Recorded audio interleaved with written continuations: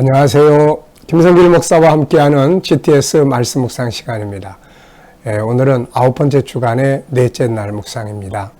네 번째 날 묵상의 주제는 하나님의 마음 느끼고 소통하기, 또 하나님의 관점으로 세상 보기가 되겠습니다. 우리가 세상을 살아가면서 성공해야 될 소중한 관계 네 가지를 많이 말씀드렸죠. 첫째가 하나님과의 관계입니다. 인간은 하나님의 형상대로 만들어져 있기 때문에 하나님과의 관계가 좋아야 건강한 삶을 살게 됩니다. 두 번째는 나 자신과의 관계, 세 번째는 다른 사람들과의 관계, 네 번째는 만물과 내가 하고 있는 업무나 공부나 이런 것들과의 관계를 잘 가져야 합니다. 그러면 행복하고 발전하고 성공적인 삶을 살게 되죠. 자, 오늘은 하나님과의 관계를 잘 갖는 날이에요. 자, 하나님과의 관계를 잘 갖기 위해서 우리가 해야 될 것이 몇 가지 있습니다.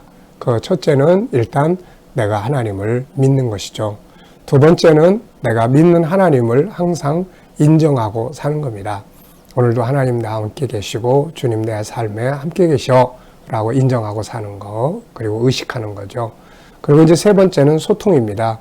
묵상과 기도와 또 대화를 통해서 주님과 소통하는 거죠. 주님 이를 또 어떻게 해야 될까요? 주님이라면 또 어떻게 하시겠습니까? 그러면서 소통하고, 그 다음에 이제 네 번째는 응답하심에 대해서 반응하는 거죠. 주님은 우리에게 말씀을 통해서 또 성령의 감동을 통해서 또 다양한 영감과 깨달음과 주님의 발자취를 생각나게 하시면서 응답하시죠. 그러면 그 응답을 받고 응답을 따라서 삶을 살아가는 것. 이게 이제 신앙생활 잘하는 겁니다. 오늘도 주님과 소통하면서 부딪혀 있는 여러 가지 많은 문제들 앞에서 주님이라면 어떻게 하실까를 한번 생각해보고 살아보시기 바랍니다. 자, 그럼 오늘 먼저 그림 정리를 하겠습니다. 자, 그림 정리는 우리의 생각이 살아서 움직이게 하는 거예요. 자꾸 기계화돼 가기 때문에 움직여서 생각을 살아 숨쉬게 하는 거죠. 자, 그럼 먼저 이 그림을 보고 느끼는 것 적어보시기 바랍니다. 저는 십자가의 보혈 이렇게 적었고요. 십자가의 보혈은 죄사함을 가져오고 우리를 생명수 강가, 생명나무 아래서 주님과 함께 멋진 만찬을 만들 수 있도록 해준 길입니다. 그래서 이 십자가를 보면은 항상 십자가와 보혈을 보면은 주님의 은혜가 너무너무 감사하다 하는 생각을 합니다. 나를 위해서 내 생명을 살리기 위해서 자기 목숨을 버려주신 분의 아픔이 이 안에 있기 때문에 그렇습니다. 그래서 저는 십자가의 보혈, 죄사함, 생명수 강가, 생명나무, 은혜, 감사 이렇게 적었습니다. 자, 두 번째는 그림 속의 내용물을 분석해 보는 거예요. 먼저 눈에 보이는 것들을 한번 적어 보시기 바랍니다. 우선 하얀 십자가와 보혈이 있고요. 그리고 그 뒤에는 이제 바위가 있는 것 같고 또 흐르는 물도 있는 것 같아요. 흐르는 물. 네. 그리고 그 옆에 글씨도 있는 것 같습니다. 밑에 영어 글씨도 있고. 자, 이런 것들이 이제 보이는 것이고 또 보이지 않는 부분. 우리는 항상 보이는 부분만 보지 말고 보이지 않는 부분에 주목하는 게 중요해요. 그래서 저는 아버지의 사랑, 또 주님의 아픔, 그리고 나의 구원, 이 일을 통해서 결과적으로 이루어지는 새하늘과 새 땅에서 누리게 될 나의 영광, 이런 것들이 보이지 않는 영역이지만 있다 하는 것을 적어봤습니다. 세 번째는 그림에서 가장 중요한 것은 무엇인가요? 바로 십자가입니다. 십자가 보혈. 이 십자가 보혈이 나를 죄에서 구원해 주셨고 나를 천국에 들어가게 해주시고 새하늘과 새 땅 생명수 강가에 있게 하시는 거죠. 그래서 십자가와 보혈. 네 번째입니다. 그림을 보고 떠오르는 이야기나 사람, 성경을 적어보시기 바랍니다. 이걸 딱 보면서 떠오르는 성경 구절이나 또 떠오르는 사람이나 사건이 있으면 적어보시기 바랍니다. 저는 마태복음 26장 예수님의 마지막 만찬 자리에서 너희를 위해서 흘리는 피, 곧 언약의 피다 하신 말씀, 또 아버지의 나라에서 새 것으로 마시자 하셨던 말씀 생각나고요. 또 요한복음 3장 16절 하나님이 세상을 이렇게 사랑하셔서 독생자를 주셨으니 누구든 저를 믿는 자마다 멸망하지 않고 영생을 얻게 하신다는 말씀입니다. 또 바울 사도가 이야기한 건데요. 고린도전서 1장 18절에 보면은 십자가는 바로 우리를 구원하는 구원의 능력이 있는 것이다. 이렇게 말씀한 게 생각나고요. 또 갈라디아 6장 14절에서 사도 바울은 자기 자신은 십자가 외에 자랑할 게 없다라고 고백을 합니다. 헬라의 철학이나 로마의 정치 문화를 통달하고 율법에 아주 지식이 많았던 이 바울이 나중에 알고 보니까 십자가 밖에는 없다.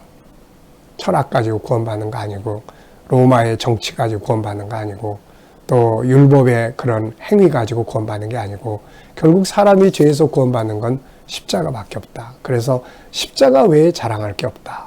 이게 오늘 저와 여러분의 고백이 되시기 바랍니다. 또 그 다음에 이제 십자가가 나에게 미친 영향력이 뭔가를 좀 생각을 했어요. 십자가가 나에게는 죄사함 받고 구원받는다. 물론 이런 신앙적 부분도 있지만 현실적으로 십자가가 나에게 어떤 영향력을 미치고 있는가를 생각을 해보게 됩니다. 그래서 저는 이 십자가를 보면 항상 떠오르는 생각이 이거예요. 나의 연약함에서 건져내시는 것. 네, 제가 목회 처음 하면서 열심히 잘해보려고 하는 마음이 있잖아요. 근데 생각대로 잘 안 되는 거예요. 내가 자꾸 죄로 인해서 넘어지게 되고 또 내 마음에 선한 욕심대로 살지 못하고 그러다 보니까 자꾸 나를 정죄하기 시작하는 거예요. 나를 네가 무슨 목사냐 그만둬라. 그래서 그런 정죄가 너무 힘들었어요. 그때 이제 나를 그런 연약함 정죄하면서 건져낸 게 바로 십자가예요. 그래서 십자가가 그래서 필요한 거구나. 이때부터 저는 이제 그래서 주님 저는 당신이 필요해요. 그래서 저는 십자가가 필요해요. 항상 연약하고 넘어질 때마다 이런 고백을 합니다. 그러면 이 놀랍게도 고백이 나를 그런 넘어짐에서 건져내는 역할을 해요. 여러분들도 십자가를 단지 신앙적 측면에서만 생각하지 말고 삶의 현장에서도 넘어지고 쓰러질 때 자기 정죄하지 말고 그래서 나에게 십자가가 필요하다. 그래서 주님 나에게 당신이 필요합니다. 이렇게 고백해서 십자가가 여러분을 약함에서 건져낼 수 있는 은혜가 되어보시기 바랍니다. 자, 다섯 번째는 이제 상상이에요. 상상. 가운데 십자가를 놓고 앞에 뭘 그리면 좋을까요? 저는 앞에다가 겟세마네 동산의 주님의 아픔과 눈물의 그런 그 기도의 장면을 그려봤으면 합니다. 그 아픔의 기도, 피가 땀이 되도록 기도하시던 그 장면, 그 다음에 이제 십자가. 그 다음에 이제 다음 그림은 뭘 그리면 좋을까요? 저는 생명수 강과 생명나무 아래 앉아서 주님과 함께 만찬을 나누는 이 장면을 연속해서 그려보면 멋진 그림이 될 것 같습니다. 네. 주님의 아픔이 십자가를 가져왔고 이 십자가의 은혜가 생명수 강가를 함께 하게 하는 것이니까요. 자, 오늘 본문 말씀 읽어보겠습니다. 10절부터 21절까지. 또 내게 말하되 이 두루마리 예언의 말씀을 인봉하지 말라. 때가 가까우니라. 불의를 행하는 자는 그대로 불의를 행하고 더러운 자는 그대로 더럽고 의로운 자는 그대로 의를 행하고 거룩한 자는 그대로 거룩하게 하라. 보라, 내가 속히 오리니 내가 줄 상이 내게 있어 각 사람에게 그가 행한 대로 갚아주리라. 나는 알파와 오메가요 처음과 마지막이요 시작과 마침이라. 자기 두루마기를 빠는 자들은 복이 있으니 이는 그들이 생명나무에 나가며 문들을 통하여 성에 들어갈 권세를 받으려 함이로다. 개들과 점술가들과 음행하는 자들과 살인자들과 우상 숭배자들과 및 거짓말을 좋아하며 지어내는 자는 다 성 밖에 있으리라. 나 예수는 교회들을 위하여 내 사자를 보내어 이것들을 너희에게 증언하게 하였노라. 나는 다윗의 뿌리요 자손이니 곧 광명한 새벽별이라 하시더라. 성령과 신부가 말씀하시기를 오라 하시는도다. 듣는 자도 오라 할 것이요 목마른 자도 올 것이요 또 원하는 자는 값없이 생명수를 받으라 하시더라. 내가 이 두루마리 예언의 말씀을 듣는 모든 사람에게 증언하노니 만일 누구든지 이것들 외에 더하면 하나님이 두루마리에 기록된 재앙들을 그에게 더하실 것이요 만일 누구든지 두루마리의 예언의 말씀에서 제하여 버리면 하나님이 두루마리에 기록된 생명나무와 및 거룩한 성의 참리함을 제하여 버리시리라. 이것들을 증언하시니가 이르시되 내가 진실로 속히 오리라 하시거늘 아멘. 주 예수여 오시옵소서. 주 예수의 은혜가 모든 자들에게 있을지어다. 아멘. 자, 어제와 오늘 감사한 거 쭉 적어 보시기 바랍니다. 보편적인 삶에서도 감사가 있고 또 하늘의 것을 보면 또 감사하게 되고 또 어려움 속에서도 감사를 찾으면 또 감사가 있습니다. 감사의 달인들이 되시면 삶에 놀라운 은혜들이 있게 됩니다. 자, 1번 질문이에요. 본문에서 나타나고 있는 하나님의 마음은 무엇이라고 생각하나요? 네, 이 본문 계시록 21장과 2장에 새하늘과 새 땅을 다 보여주시면서 이제 마지막 권면의 말씀들을 쭉 하세요. 그래서 이 내용을 한마디로 정리를 해보면 전 이렇게 적었습니다. 잘 준비하고 그날에 부끄럽지 않게 만나자. 이런 말씀을 좀 적어봤어요. 이제는 다 보여주셨잖아요. 이제 우리 할 일이 있습니다. 정말 열심히 살고 믿음에 승리하고 부끄럽지 않게 살다가 주님 오시는 그날에 영광 가운데 다 만날 수 있는 이 만남, 아버지가 그걸 원하시지 않을까요? 잘 준비하고 그날에 부끄럽지 않게 만나자. 네. 두 번째입니다. 자기 옷을 십자가의 피로 씻은 자들은 생명나무에 나아가 주님과 함께 먹고 마시게 됩니다. 이때 주님의 마음은 어떠하실까요? 자기가 피 뿌려서 살려낸 자기 자녀들이 세상에서 멋지게 승리하고 돌아와서 영광의 상을 받고 함께 만찬을 나눌 때 부모의 마음이 어떨까요? 우리 주님의 마음 너무 깊으실 거예요. 본인이 십자가에 죽으신 그 일에 대해서 보람, 자부심도 있게 되고, 네. 그리고 애써준 우리들에게도 주님이 아마 수고했다. 네. 그리고 열심히 해줘서 고맙다. 아마 이런 말씀들도 하시지 않을까 그런 생각이 듭니다.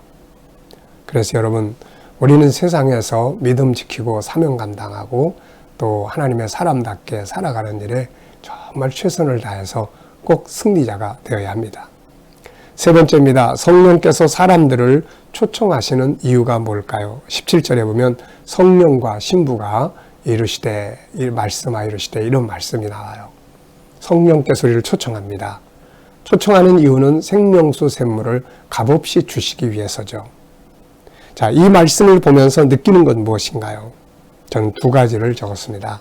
하나는 성령의 부르심 앞에 우리 항상 순종해야 된다. 성경 66권은 성부 하나님, 성자 예수님, 성령 하나님이 우리를 부르시는, 초청하시는 내용을 기록하고 있어요. 그런데 어떤 사람은 그 부르심 앞에 순종하고 어떤 사람은 그 부르심 앞에 불순종하고 그러죠. 우리는 성령의 초청 앞에 정말로 순종하는 사람들이 되어야 합니다. 왜냐하면 이분의 초청은 우리를 너무나 좋은 자리로 인도해 주기 위한 것이거든요. 그래서 이분의 초청에 절대로 거절하거나 불순종하면 안 되는 것이죠. 또 하나는 이 땅에서도 성령 충만한 자리에 우리는 부지런히 나아가야 합니다. 사실 성령의 감동과 주시는 은혜가 있어야 우리가 세상을 승리할 수가 있게 되거든요. 오순절 때 제자들이 주님의 말씀 순종해서 열심히 기도함으로 성령 충만했잖아요. 그걸 통해서 기적이 일어났고 새로운 역사들이 만들어졌어요. 이 세상을 이기는 힘이 성령 충만함에 있다. 그래서 우리가 성령 충만한 자리에 부지런히 나아가야 한다 하는 것을 기억하시기 바랍니다. 자, 14절로 15절에서 질문 두 개 만들어 봅니다.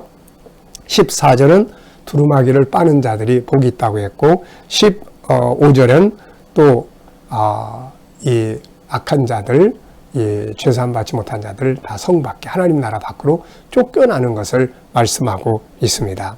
자, 저는 두 가지 질문을 이렇게 만들었어요. 확인 질문인데요. 자기 두루마기를 빠는 자들은 어떤 복을 누리게 되는가? 두 가지죠. 하나는 생명나무에 나아가며 창세기 3장에서 쫓겨났던 생명나무에 다시 나아갈 수 있게 됐고 거룩한 성, 새 예루살렘 성에 들어가 하나님을 뵙게 되는 것이죠.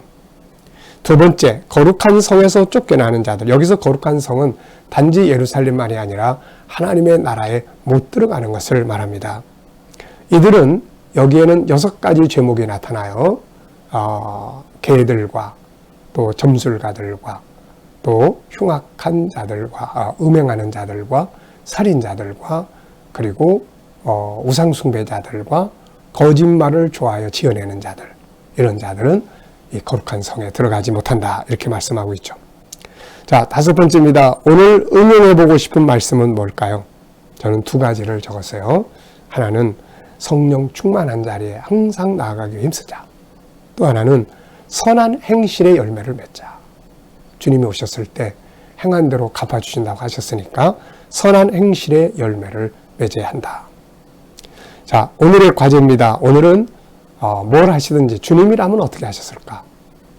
주님이라면, 때로는 성경의 인물들도 한번 생각해 보세요. 이때 아브라함이라면, 이때 요셉이라면, 이때 야곱이라면, 다니엘이라면 이 문제를 어떻게 처리했을까? 어떻게 해결할까? 네, 예수님이라면, 그리고 주님 어떻게 하는 것이 주님의 뜻입니까? 뭐 어떻게 하길 원하세요? 그리고 한번 깊이 묵상하고 주님의 응답을 기다려 보십시오. 자, 오늘 재능개발의 기도문은 하나님과 소통하기, 하나님의 뜻 따라가기, 하나님의 것을 구별하기, 성경 사랑하기, 십자가와 천국 잘 알기, 올바른 정체성 갖기, 올바른 가치 살기, 행복한 삶 만들기, 문제 해결 능력 키우기가 되겠습니다. 이런 재능을 영성재능 SQ라고 이야기를 합니다. 자, 오늘도 본문 말씀 잘 기억하면서 주님의 마음을 좀 생각하면서 소통하며 복된 하루 되시기 바랍니다. 기도하고 마치겠습니다. 주님, 오늘도 주신 말씀 마음에 잘 새겨서 주님과 함께 동행하며 주님의 마음으로 세상을 보게 하여 주옵소서. 주님, 오늘도 우리 성도들과 자녀들 소중한 재능들 잘 개발되게 하여 주옵소서. 오늘은 하나님과 소통하고 하나님의 뜻을 따라가며 하나님의 것을 구별하고 성경을 사랑하며 십자가와 천국을 잘 알고 올바른 정체성을 갖고 올바른 가치를 살며 행복한 삶을 만들고 문제 해결의 능력이 키워질 수 있는 귀한 은혜들 있게 주옵소서. 오늘도 우리 자녀들 중에 또 친척들, 이웃들 중에 믿지 않는 자들 다 주께 돌아와 구원받게 하시고 또 우리 자녀들과 성도들 머무는 곳마다 아버지 함께하여 주셔서 코로나로부터 안전하게 지켜 보호하여 주시고 저희가 믿음으로 일하는 직장과 사업장마다 형통케 하여 주시며 또 창의적으로 일하게 하여 주시고 기계적으로 일하지 않게 하여 주옵소서. 그래서 날마다 발전하는 현장들이 되게 하여 주옵소서. 새로운 직업을 구하는 자들에게는 하나님 좋은 직장들이 예비되게 하여 주시고 또 치료받는 성도들에게는 모든 질병에서 속히 자유하게 하여 주시옵소서. 주님, 또 오늘도 이 나라와 민족을 붙들어 주시고 이 땅에서 코로나가 속히 손을 내게 하여 주시며 이 나라가 거룩한 땅, 선교의 땅이 되게 하여 주시고 이 나라의 지도자들이 지혜와 총명을 가지고 이 나라를 바른 길로 이끌어가게 하여 주시며 오늘도 세계 곳곳에 있는 선교사님들과 저들의 사역 중에 함께하여 주시옵소서. 주님, 그리고 저희들이 통해서 세계 곳곳에서 구원받을 백성들 다 주께 돌아와 구원받게 하여 주시고 또 하나님 핍박받는 교회와 성도들은 끝까지 승리하도록 지켜 인도하여 주시옵소서. 감사하며 예수님의 이름으로 기도하옵나이다. 아멘.